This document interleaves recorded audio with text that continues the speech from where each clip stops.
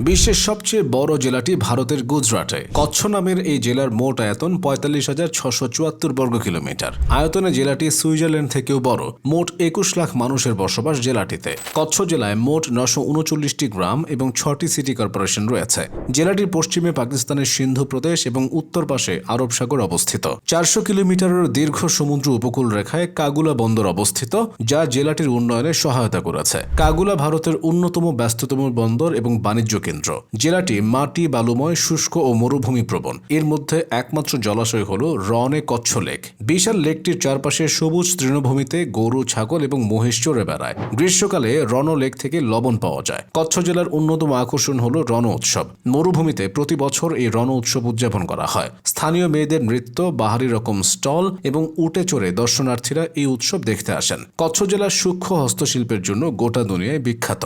Block printing শিল্পের জন্য সারা বিশ্বের মাঝে জেলাটি প্রশংসিত।